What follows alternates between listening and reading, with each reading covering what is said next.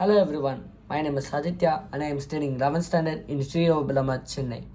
So SIDP அப்படின்னு சொல்லிட்டு ஒரு இனோவேட்டிவ் ப்ரோக்ராம் தமிழ்நாட்டில் இருக்குது. இந்த எஸ்ஐடிபியோட மெயின் ஃபோக்கஸ் என்ன அப்படின்னு பார்த்தா ஸ்டூடெண்ட்ஸோட க்ரியேட்டிவ் மைண்ட் அதுக்கப்புறம் இனோவேட்டிவ் மைண்டை பூஸ்ட் பண்ணுறதுக்காக தான் இந்த எஸ்ஐடிபி இருக்குது.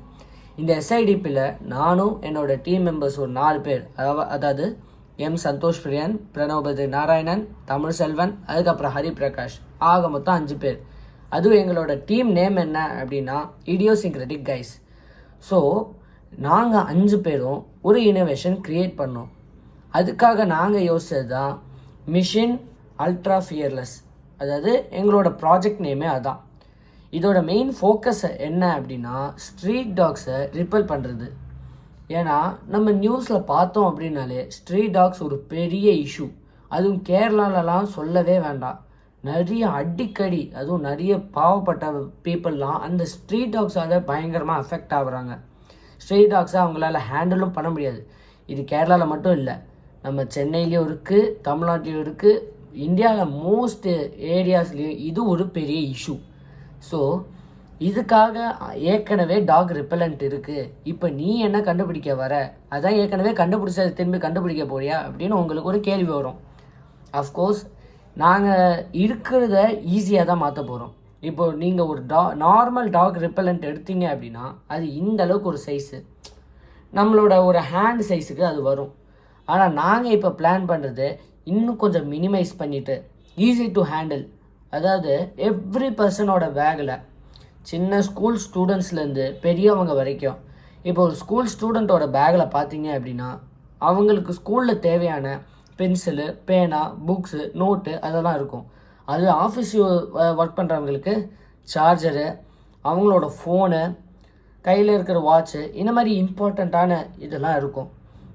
அதுவே பெரியவங்க கையில் பார்த்தீங்கன்னா அவங்க படிக்கக்கூடிய நியூஸ் பேப்பரு, அவங்களுக்கு எவ்ரிடே நீட்ஸு அதெல்லாம் அவங்க கையில் இருக்கும்.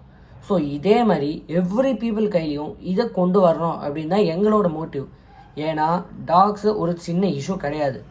டாக்ஸை நம்ம நார்மலாக எடுத்துக்கிறோம், ஆனால் அது நம்மளை எப்படி பார்க்குறது நம்மளுக்கு தெரியாது. நம்ம வந்துட்டு கண்டினியூஸாக அதுக்கு சாப்பாடு போட்டுட்டு அது நம்ம பாசமாக தான் பார்த்துக்குறோம். அது எப்போ நம்மளை எதிர்த்து வருமோ, எப்போ ஃபெரோஷியஸாக மாறும் நம்மளுக்கு தெரியாது. நம்மளே சாப்பாடு கொடுக்கும்போது திடீர்னு நம்ம கையை கடிக்கும். அது ஏன் நம்ம தானே சாப்பாடு போடுறோம், நன்றி இல்லையா அப்படின்லாம் உங்களுக்கு தோணும். அது அப்படி கிடையாது. அதோட மைண்ட் அப்படி, அதோட என்விரான்மெண்ட்டை அப்படி. ஸோ இதை வந்துட்டு நம்ம எப்படியாவது ஈஸி ஆக்கணும் அப்படின்னா எங்களோட மைண்ட் செட், எங்கள் டீமோட மைண்ட் செட்.